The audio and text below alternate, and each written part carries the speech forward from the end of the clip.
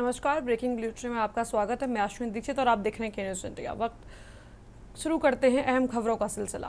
लखनऊ से आपको बड़ी जानकारी बता रहे हैं। यूपी के हर विधानसभा क्षेत्र में बनेगी 10 नई सड़कें। सड़कों की लंबाई 1.5 से 2 किलोमीटर तक होगी। पीडब्ल्यूडी ने चालू की वित्तीय वर्ष की कार्य योजना की तैयारी। मानसून सीजन खत्म होते ही शुरू होंगे निर्माण कार्य। विधानसभा क्षेत्रवार तैयारी की गई कार्य योजना। प्रत्येक क्षेत्र में नए काम, छोटे पुल, पुराने कार्य पर होगा फोकस। एक विधानसभा क्षेत्र में खर्च होंगे करीब 50 से 55 करोड़ रुपए। पीडब्ल्यूडी का इस वर्ष का बजट लगभग 33,000 करोड़ रुपए। 60% बजट नए कामों व 40% बजट चालू कार्यों पर खर्च होगा। बड़ी जानकारी आपको बता रहे हैं।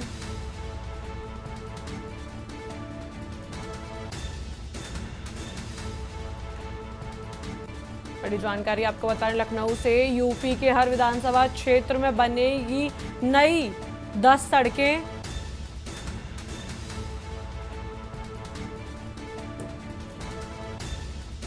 जानकारी आपको बता रहे हैं। सड़कों की लंबाई 1.5 से 2 किलोमीटर तक होगी।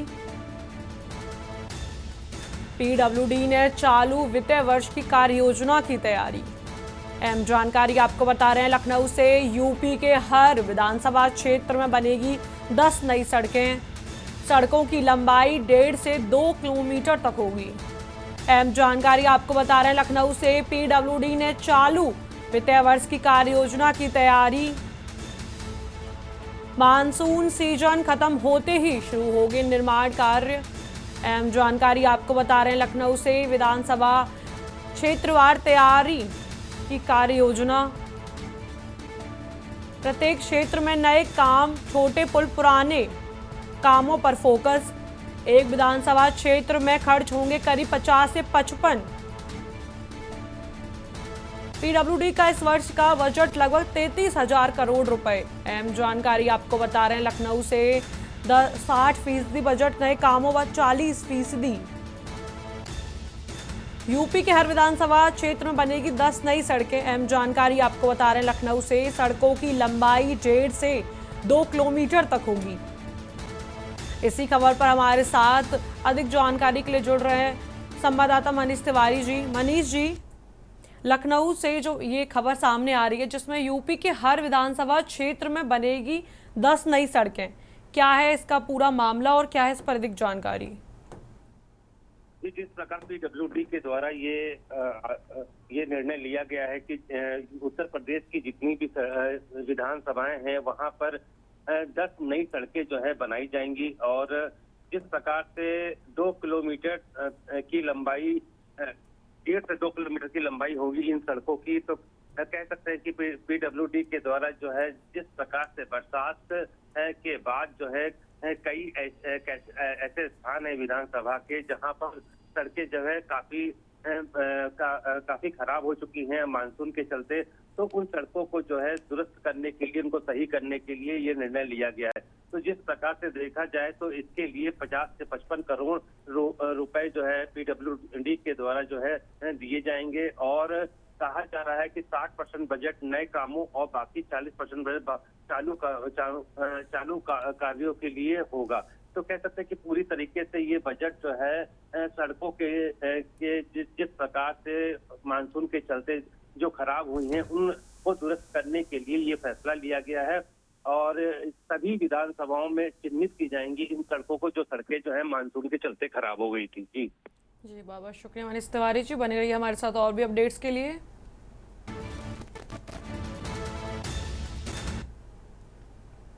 लखनऊ से आपको बड़ी खबर बता रहे हैं। लखनऊ पुलिस का प्रोजेक्ट सेफ राइड अभियान शुरू। जोन दक्षिण में सभी ऑटो टेम्पो चालकों संग की गई गोष्ठी।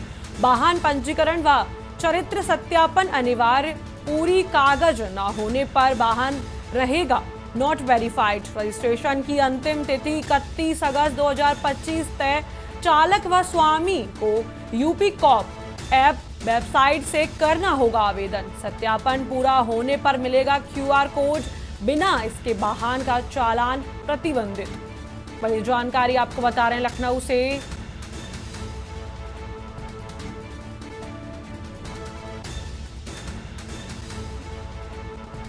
इसी खबर पर हमारे साथ अधिक जानकारी के लिए जुड़ रहे हैं संवाददाता शिवा शर्मा। शिवा, लखनऊ पुलिस का प्रोजेक्ट सेफ राइड अभियान जो शुरू हुआ है, क्या है ये, इस पर क्या अधिक जानकारी है इस प्रोजेक्ट के बारे में? की सुरक्षा को लेकर के लखनऊ पुलिस ने एक नया अभियान शुरू किया है जिसका नाम प्रोजेक्ट सेफ राइड है। लखनऊ के दक्षिणी जोन के कल ऑटो टेम्पो चालकों के यूनियन के साथ में पुलिस कर्मियों ने, अधिकारियों ने गोष्ठी की है, उनके साथ बैठक की है और बताया है कि वाहन पंजीकरण और चरित्र सत्यापन होना उनका कितना ज्यादा अनिवार्य है और ये सब नहीं होने पर उनका जो वाहन है वो सड़कों पर चलने लायक नहीं होगा और जिसे नॉट वेरीफाइड की लिस्ट में डाला जाएगा। साथ ही साथ ये भी बताया कि रजिस्ट्रेशन की जो आखिरी तारीख है वो 31 अगस्त इस महीने की होगी और साथ ही साथ वाहन चालक और स्वामी को यूपी कॉप की ऐप या वेबसाइट से ये आवेदन करना होगा और सत्यापन पूरा मिलने पर एक क्यूआर कोड मिलेगा और बिना इसके जो वाहन है वो किसी भी तरीके सड़कों पर चलने के लिए मान्य नहीं होगा। अगर ये सारी चीजें 31 अगस्त तक नहीं कराई गई तो कोई भी ई रिक्शा हो, ई ऑटो हो, टेम्पो हो, ऑटो हो, किसी भी तरीके से चलने लायक ऑटो सड़क पर नहीं माना जाएगा और उसके चालान की प्रक्रिया होगी। तो लखनऊ के आम जनमानस और यात्रियों की सुविधा के लिए लखनऊ पुलिस ने एक अभियान चलाया है और इससे ये भी तय होगा कि जो लोग इन मालवाहक ये यूं कहेंगे सवारी वाले वाहनों को जो चलाते हैं उनके लिए एक जो उनके चरित्र का सत्यापन है, जो उनकी जो मेंटल पेंडेंसी है उनको चेक भी करेगा और साथ ही साथ लोगों की सुरक्षा में एक पहला कदम भी होगा। तो लखनऊ पुलिस लगातार इस तरीके का अभियान चला रही है और लखनऊ के दक्षिणी जोन में कल पुलिस अधिकारियों ने सभी ऑटो यूनियन के साथ में एक बैठक कर ये एक बड़ा फैसला किया है। जी बहुत शुक्रिया शिवा, बने रहिए हमारे साथ और भी अपडेट्स के लिए।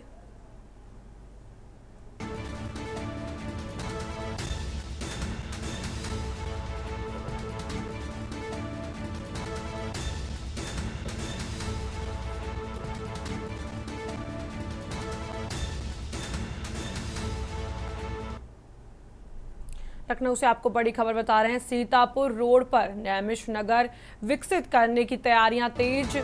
एलडीए टीम ने बीकेटी तहसील के पूर्वा गांव में किसानों संघ की बैठक। किसानों से सहमति आधारित भूमि जुटाव हेतु वितरित किए गए फॉर्म। मुआवजा राशि सीधे किसानों के बैंक खाते में पहुंचेगी 7 से 10 दिनों में। डीएम सर्किल रेट पर ग्रामीण क्षेत्र में 4 गुना मिलेगा मुआवजा, शहरी क्षेत्र में 2 गुना मिलेगा मुआवजा। किसानों ने किया था एलडीए की नैमिष नगर योजना का विरोध। बड़ी जानकारी आपको बता रहे हैं। लखनऊ से किसानों ने किया था एलडीए की नैमिष नगर योजना का विरोध। अहम जानकारी आपको बता रहे हैं। लखनऊ से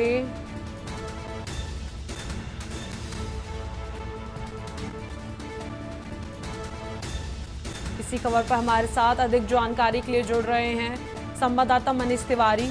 मनीष तिवारी जी, सीतापुर रोड पर नैमिष नगर विकसित करने की तैयारियां तेज हो चुकी हैं। एलडीए टीम ने बीकेटी तहसील के पूर्वा गांव के किसानों के साथ बैठक भी की है, इस पर क्या अधिक जानकारी है?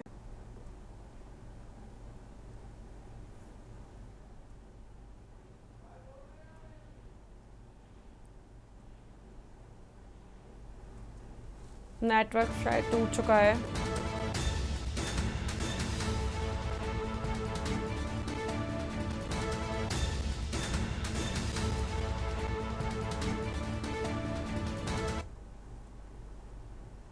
बड़ी जानकारी आपको बता रहे हैं। लखनऊ से 3000 करोड़ से ज्यादा का प्रॉपर्टी समायोजन घोटाला। हाईकोर्ट के सख्ती के बाद आवा शहरी नियोजन शासन में मचा हड़कंप।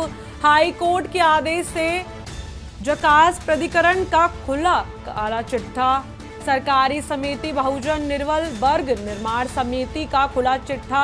समिति को दी गई प्रॉपर्टी और मैब्रो को दिया गया प्लांट का होगी ऑडिट। फर्जी तरीके से बनाए गए मैब्रो के ऊपर भी गिरेगी गाज। 16 सितंबर को सभी अभिलेखों तथ्यों को लेकर पेश होने का आदेश। बड़ी जानकारी आपको बता रहे हैं।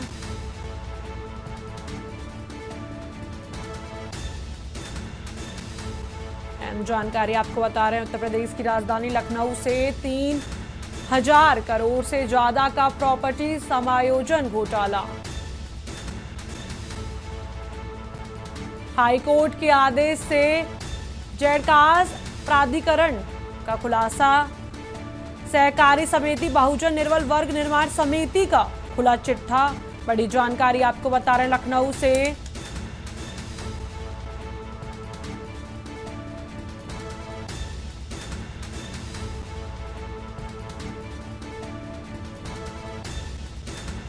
हाईकोर्ट के सख्ती के बाद आवाज शहरी नियोजन शासन में मचा हड़कंप। अहम जानकारी आपको बता रहे हैं लखनऊ से।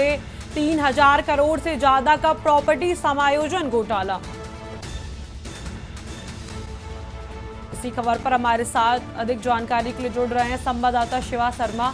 शिवा, 3000 करोड़ से ज्यादा का प्रॉपर्टी समायोजन का ये जो घोटाला लखनऊ से सामने आया है, इस पर क्या अधिक जानकारी है? देखिए, हाईकोर्ट के आदेश पर कल लखनऊ के गाजीपुर थाने में एक एफआईआर दर्ज हुई है, जिसमें कई नामजद लोग शामिल हैं जो एक समिति से जुड़े हुए हैं, जो बहुजन निर्मल वर्ग सरकारी गृह निर्माण समिति है। उसके पूर्व अध्यक्ष रहे प्रवीण सिंह बापिला, पूर्व सचिव रहे लखन सिंह बलियानी, भूमाफिया गैंग का सदस्य रहा है वीरेंद्र कुमार सिंह, उसके साथ साथ कमलेश सिंह, अभिषेक विक्रम सिंह, नरेंद्र कुमार सिंह, अरविंद सिंह और अन्य पारिवारिक सदस्य। दरअसल ये सरकारी जमीन की लूट का मामला है और लखनऊ के गोमती नगर इलाके में 3500 करोड़ की जमीन घोटाला हुआ था। और इस पूरे मामले में जब तमाम लोग यहाँ पर एलडीए से न्याय मिलने के बाद उनको संतुष्टि नहीं हुई, तो इस पूरे मामले को वो हाईकोर्ट तक ले गए। और जब हाईकोर्ट ये मामला पहुंचा और वहां पर अध्ययन किया गया कई तारीखों में, तो हाईकोर्ट ने इसकी सख्त टिप्पणी करते हुए कहा कि ये क्रिमिनल ऑफेंस है और तमाम जो धोखाधड़ी करने वाले लोग हैं उनके खिलाफ एफआईआर दर्ज होनी चाहिए। और जब एफआईआर दर्ज हुई है तो तमाम नाम सामने आए हैं, जिसमें ये भी कहा गया है कि एलडीए के जो कुछ पूर्व अफसर रहे हैं, उन्होंने भूमाफियाओं के साथ मिलकर के, सहकारी समिति के साथ मिलकर के अपने पारिवारिक के लोगों के जो नाम है वो रजिस्ट्रियां कई कराई है, भूखंड का घोटाला हुआ है, इसलिए उन सभी को सजा मिलनी चाहिए। अब जो लखनऊ पुलिस ने एक एफआईआर दर्ज की है तमाम संगीन धाराओं में तमाम लोगों के खिलाफ, अब उसमें विवेचना तय करनी होगी कि आखिरकार कौन लोग इस पूरी सरकारी जमीन के घोटाले के दोषी हैं और किन किन के खिलाफ किस तरीके की कार्रवाई करनी है। जी बहुत बहुत शुक्रिया शिवा, हमसे जुड़ने के लिए और अहम जानकारी साझा करने के लिए।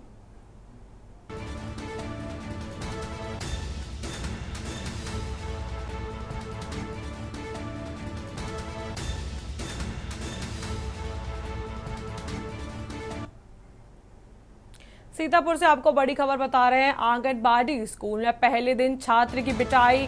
देवरिया में शिक्षिका ने डंडे से पीटा, शरीर पर निशान। पुलिस में शिकायत। अध्यापिका सुनीता मौर्य ने बच्चे को डंडे से पीटा। मारपीट के बाद बच्चे के शरीर पर डंडे के निशान। पीड़ित परिवार ने शिक्षिका के खिलाफ शिकायत दर्ज कराई। थाना सदरपुर पुलिस में शिक्षिका के खिलाफ दर्ज मुकदमा। बड़ी जानकारी आपको बता रहे हैं। मारपीट के बाद बच्चे के शरीर पर डंडे के निशान। पीड़ित परिवार ने शिक्षिका के खिलाफ दर्ज की शिकायत। थाना सदरपुर पुलिस में शिक्षिका के खिलाफ एफआईआर दर्ज। सीतापुर से बड़ी जानकारी आपको बता रहे हैं। आंगनबाड़ी स्कूल में पहले दिन छात्र की पिटाई। बड़ी जानकारी आपको बता रहे हैं सीतापुर से। देवरिया में शिक्षिका ने डंडे से पीटा, शरीर पर निशान। पुलिस में शिकायत। बड़ी जानकारी आपको बता रहे हैं सीतापुर से। अध्यापिका सुनीता मौर्य ने बच्चे को डंडे से पीटा।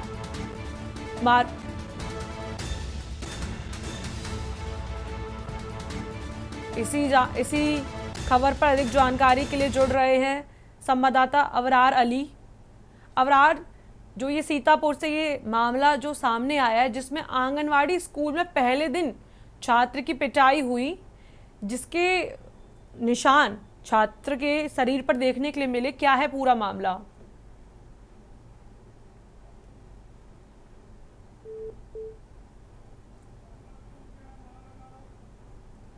संपर्क टूट चुका है।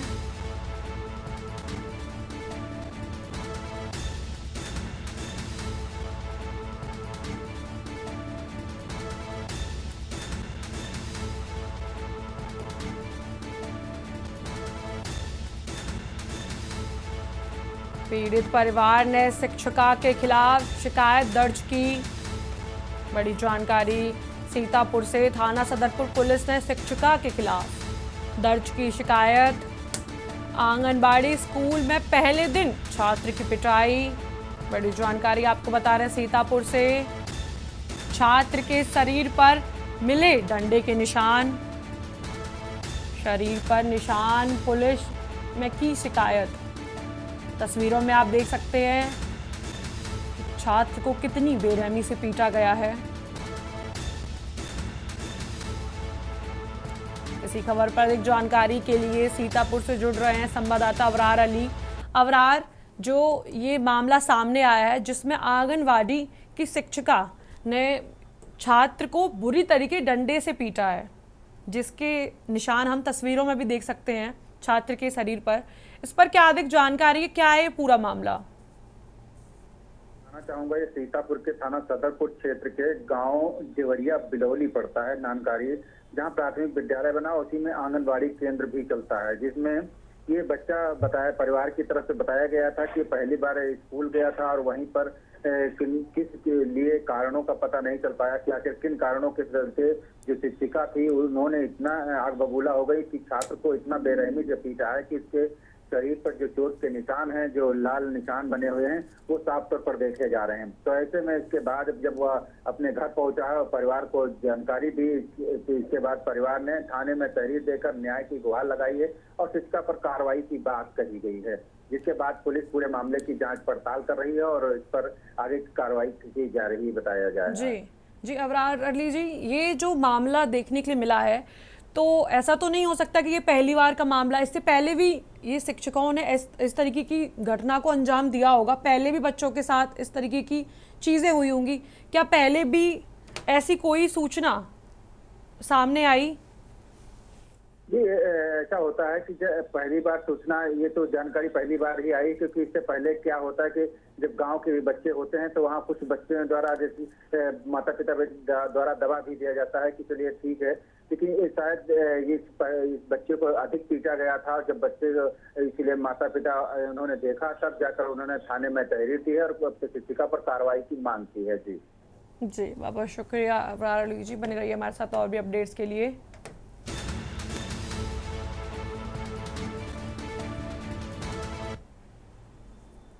वक्त हो चुका है एक छोटे से ब्रेक का, जल्द मिलते हैं ब्रेक के बाद। आप देख रहे हैं के न्यूज, खबरों का सारथी। ब्रेक के बाद आप सभी का स्वागत है। रुक करते हैं खबर की ओर। बड़ी जानकारी आपको बता रहे हैं लखनऊ से। जालसाज ने डीएसपी बनकर युवती से की ठगी। पॉन देखने का आरोप लगाकर जेल भेजने की दी धमकी।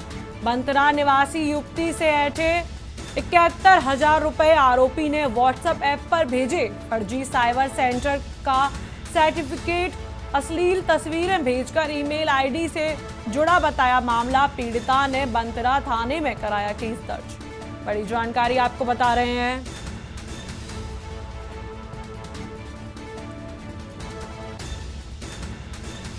जालसाज ने डीएसपी बनकर युवती से की ठगी। पॉर्न देखने का आरोप लगाकर जेल भेजने की दी धमकी। बड़ी जानकारी आपको बता रहे हैं लखनऊ से। जालसाज ने डीएसपी बनकर युवती को दी धमकी।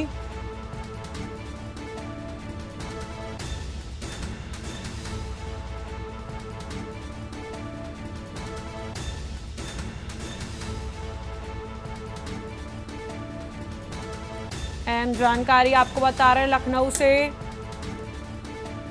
अश्लील तस्वीरें भेजकर ईमेल आईडी से जुड़ा बताया मामला। पीड़िता ने बंतरा थाने में कराया केस दर्ज। जालसाज ने डीएसपी बनकर युवती से की ठगी। अहम जानकारी आपको बता रहे हैं लखनऊ से। पॉर्न देखने का आरोप लगाकर जेल भेजने की दी धमकी।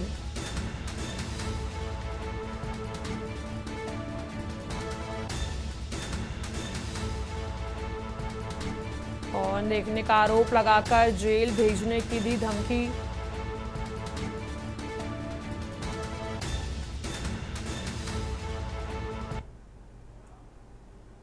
फिलहाल ब्रेकिंग बुलेटिन में इतना ही। आप देखते रहिए के न्यूज़ इंडिया। आप देख रहे हैं के न्यूज़, खबरों का सारथी।